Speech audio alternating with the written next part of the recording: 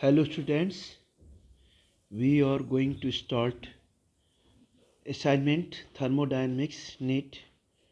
बच्चों हमने जो असाइनमेंट दिया था आपको सॉल्व करने के लिए, ये उसका बच्चों वीडियो है। ठीक है बच्चों, तो इसको आप लोग समझिए इसे कैसे करना है बेटा।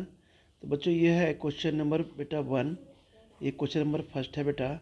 ये कह रहा है gas is allowed to expand in a well insulated container है against a constant external pressure of 2.5 atm from the initial volume of 2.50 litre to final volume बच्चों कितना है 4.50।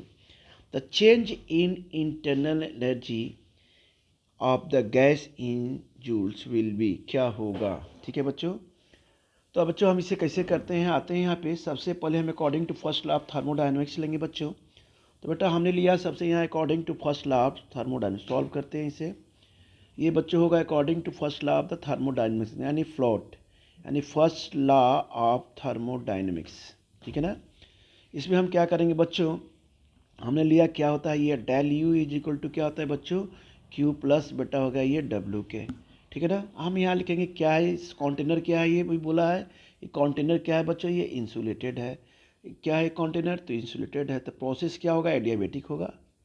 अरे भाई जब ये एक्सपेंड हो रहा है एज वेल कंटेनर है against the constant external pressure, और जो इंसुलेटेड है तो प्रोसेस विल भी क्या होगा, ये होगा बेटा हम कह सकते हैं एडियाबेटिक। तो हम लिखते हैं फॉर इंसुलेटेड, है ना बच्चों, फॉर इंसुलेटेड। ठीक है बच्चों, कंटेनर, फॉर इंसुलेटेड कंटेनर में क्या हो रहा है, ये प्रोसेस इज क्या होगा, ये एडियाबेटिक। क्या हो रहा है, ये प्रोसेस इज हो जाएगा बच्चों हम कह सकते हैं एडियाबेटिक, राइट। अब बच्चों हम यहाँ पे हीट क्या हो रहा है बच्चों, यहाँ पे जीरो हो जाएगा जब एडियाबेटिक होगा, हीट का ट्रांसफर ही नहीं होगा। तो बच्चों हमने यहाँ लिया del U is equal to लिया बच्चों क्या हो जाएगा डब्ल्यू के। तो ये बच्चों डब्ल्यू क्या हो गया, ये माइनस पी डेल वी के।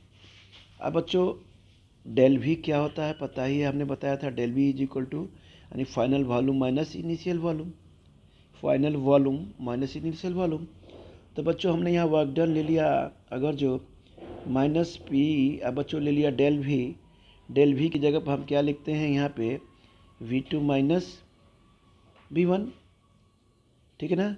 तो बच्चों यहाँ पे क्या हो जाएगा, देखिए यहाँ पे बच्चों प्रेशर कितना है, ये देखिए प्रेशर कितना दिया है यहाँ पे 2.5 atm। देखिए प्रेशर बच्चों यहाँ पे दिया है 2.5 atm। तो बच्चों यहाँ प्रेशर हो जाएगा बेटा, यहाँ पे हो जाएगा माइनस बच्चों ये हो जाएगा 2.5 क्या है बच्चों atm है।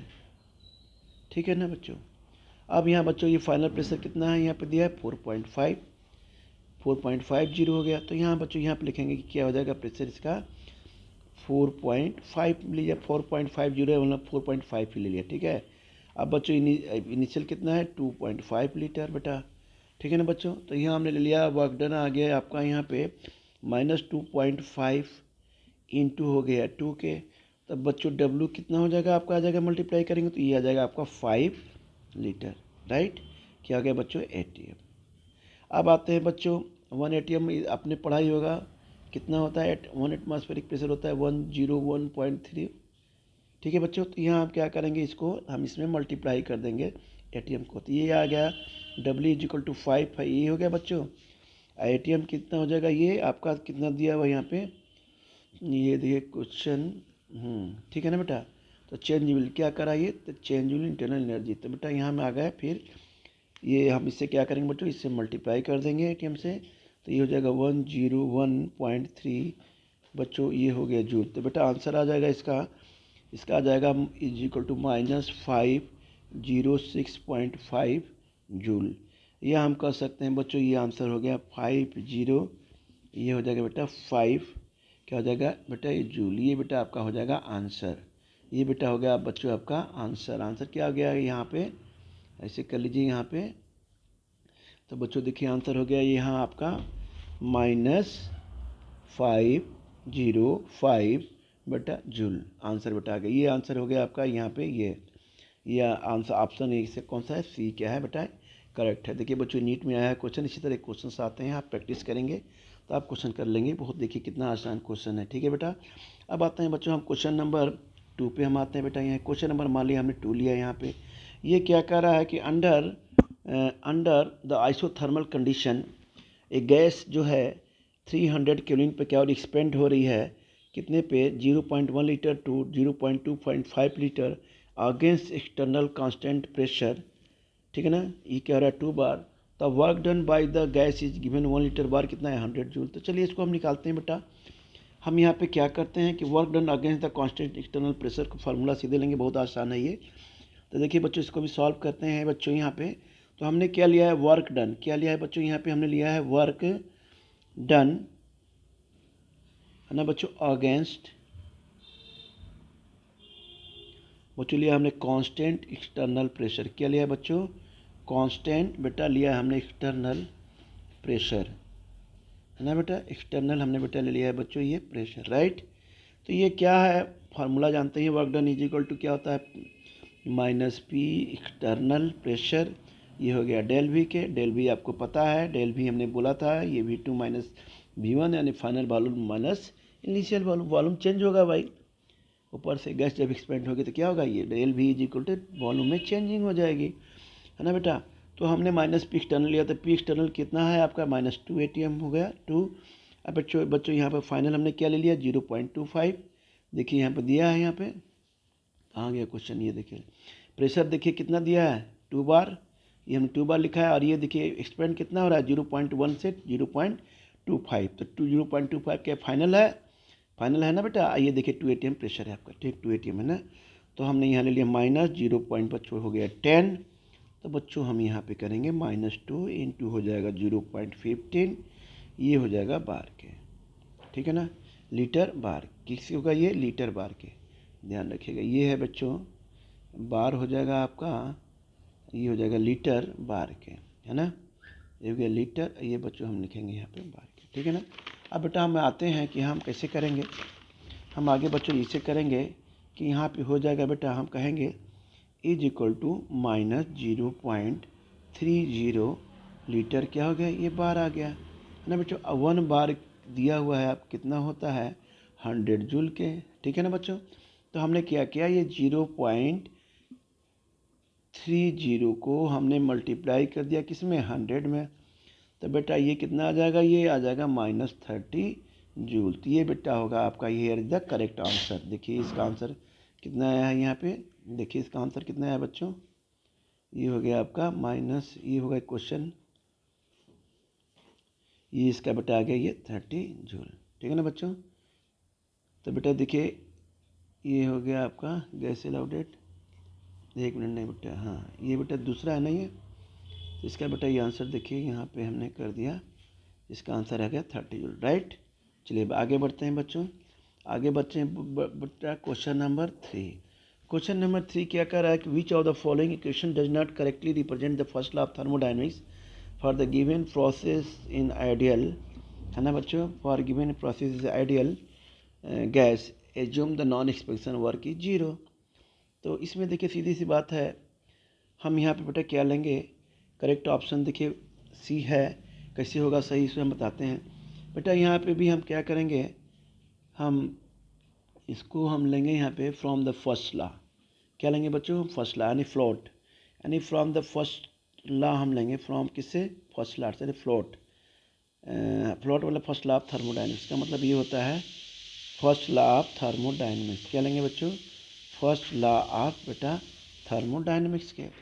तो बेटा फर्स्ट लॉ ऑफ थर्मोडायनेमिक्स क्या कहता है del U is equal to हो जाएगा बच्चों Q प्लस W के। तो फॉर एडियाबेटिक प्रोसेस में क्या होगा हीट ट्रांसफ़र होगा नहीं, ये आप जानते हैं कि फॉर एडियाबेटिक प्रोसेस होता है बच्चों, तो एडियाबेटिक जो प्रोसेस में जो होता है हीट का एक्सचेंज नहीं होता है, ना हीट का ट्रांसफ़र बच्चों नहीं होता है ना बेटा। तो यहाँ पर हम कहेंगे कि हीट का ट्रांसफ़र नहीं होगा, तो हीट क्या हो जाएगा यहाँ पे 0। जब हीट 0 होगा तो यहाँ पे हम क्या लेते हैं, मान लीजिए del E is equal to Q plus, ये डेल यू क्या आ गया बच्चों, यहाँ पे हम लिखेंगे ये बच्चों W क्या हो गया। फॉर आइसोकोरिक प्रोसेस में बच्चों क्या होता है आपने पढ़ा होगा, आइसोकोरिक प्रोसेस में बच्चों जो होता है हम यहाँ पे कह सकते हैं कि जो वो वॉल्यूम क्या होता है बच्चों, कांस्टेंट होता है बेटा। तो W इज इक्वल टू क्या लिखेंगे यहाँ पे, P डेल V लिखेंगे बेटा। तो ये क्या हो गया बच्चों, 0 हो गया। तो हैंस बेटा हम यहाँ पे क्या लिखेंगे, del U is equal to क्या हो गया बच्चों, Q क्या आ जाएगा, राइट। अब आइसोथर्मल प्रोसेस में आइए। फॉर बच्चों हम आते हैं आइसोथर्मल प्रोसेस में। तो आइसोथर्मल प्रोसेस में देखो क्या होता है, ये डेल यू क्या हो गया आपका, 0 हो गया। तो Q इज इक्वल टू क्या हो जाएगा, -W के। अरे भाई डेल यू क्या, आइसोथर्मल प्रोसेस में क्या होता है, टेम्परेचर कांस्टेंट होता है। डेल यू क्या हो गया आपका यहाँ बेटा, ये 0 हो गया। तो ये W is equal to -W के, ठीक है ना बच्चों। तो हम यहाँ पे कह सकते हैं आंसर जो होता है ये यहाँ पे Q इज इक्वल टू मान, करेक्ट आंसर इसका कौन सा होगा बेटा, यहाँ पे C होगा। क्या होगा, Q इज इक्वल टू बेटा ये -W के। तो ये बेटा इसका क्या होगा, करेक्ट आंसर हो गया, है ना। अब फॉर साइक्लिक प्रोसेस में अगर जो हम देखते हैं यहाँ पे इसे कर देते हैं, तो आइसोथर्मल में करना है। और आप साइक्लिक प्रोसेस में करना चाहते हैं यहाँ पे, तो हम और फॉर साइक्लिक प्रोसेस के बारे में कुछ बात करेंगे। ये आंसर ये है, ठीक है ना। अब मान लो साइक्लिक प्रोसेस में करना चाहते हैं, तो वहाँ भी डेल यू क्या हो गया, 0 हो जाएगा। तो Q हो जाएगा, क्या हो जाएगा, Q हो जाएगा W के, ठीक है बच्चों। तो ये आंसर ऑप्शन ये वाला जो है हमारा करेक्ट है। अब आते हैं बच्चों क्वेश्चन नंबर 4। ये कह रहा है the correct option for the free expansion of an ideal gas under adiabatic condition, ठीक है। अब आओ बच्चों, एडियाबेटिक एक्सपेंशन में क्या होता है भाई, हीट का ट्रांसफ़र होगा नहीं होगा हीट का ट्रांसफ़र। तो बेटा यहाँ लिखेंगे फॉर एडियाबेटिक प्रोसेस, सॉल्व करते हैं। ये लिखेंगे यहाँ पर कि फॉर एडियाबेटिक प्रोसेस में जो होता है, एक्सपेंशन में जो होता है, हीट का ट्रांसफ़र नहीं होता है। तो जो हीट क्या हो जाएगा यहाँ पे, 0 हो जाएगा। फॉर फ्री एक्सपेंशन अगर जो हम यहाँ पे लेते हैं फॉर फ्री एक्सपेंशन बच्चों, तो यहाँ बेटा हम ये कह सकते हैं कि P external is equal to क्या हो गया आपका, 0। तो हैंस वर्क डन क्या हो जाएगा, यहाँ पे वर्क डन भी 0 हो जाएगा, यानी ये भी 0 हो गया, ये भी देखिए क्या हो गया बेटा, 0 हो गया। अब आते हैं फॉर एडियाबेटिक एक्सपेंशन में यहाँ पे बच्चों, तो हम आ गए बच्चों फॉर यहाँ एडिया। अब बच्चों आ गए बेटिक एक्सपेंशन, किसके लिए आ गए हम, एक्सपेंशन, है ना बच्चों, of an ideal gas, of an बच्चों हम यहाँ पर आ गए आइडियल गैस, राइट बच्चों। तो ये आइडियल गैस में आ गया, तो यहाँ पर टेम्परेचर क्या होगा, डेल्टी क्या होगा बेटा, यहाँ पे ये 0 होता है, ठीक है ना बच्चों। तो इस तरह से हमारा जो करेक्ट आंसर होगा इसमें बेटा, करेक्ट आंसर जो होगा D, ठीक है ना बेटा। देखिए नीट 20 को देखिए कितने आसान क्वेश्चन है, अगर थोड़ा सा आप लोग मेहनत करेंगे तो नीट में आपका सिलेक्शन होगा, ठीक है ना। लेकिन बेटा इसके लिए मेहनत करना होगा, है ना। और कोशिश करिए आप सभी बच्चे कि इसी तरह छोटे छोटे देखिए क्वेश्चंस आते रहते हैं। अब बेटा जितनी बार आप प्रैक्टिस करेंगे अच्छे से, उतने ही बेहतर से आप इस क्वेश्चंस को बेटा करते जाएंगे, है ना। ये पहले घबराने की बात नहीं कि नीट में आया है या JEE में आया तो हम पहले डर के मारे क्वेश्चन छोड़ दिया, नहीं क्वेश्चन तो नहीं होगा साइकोलॉजिकल, तो ऐसा नहीं करना है, आपको क्वेश्चन करते रहना है, ठीक है। तो बेटा ये ऑप्शन इसका D हो गया। तो इस तरह से बेटा हमने ये असाइनमेंट का जी कंप्लीट किया बेटा। फिर बच्चों हम आगे फिर इसकी असाइनमेंट को बेटा हम कंप्लीट करेंगे, या फिर आगे नेक्स्ट लेक्चर में हम आगे और प्रीवियस ईयर्स क्वेश्चंस नीट के सॉल्व करेंगे बच्चों। और सॉल्व करने के बाद बेटा कुछ इसके क्वेश्चन सॉल्व करेंगे, और जो है हम आज लेक्चर को हम बेटा यहीं पर क्या करते हैं, ब्रेक करते हैं, ठीक है।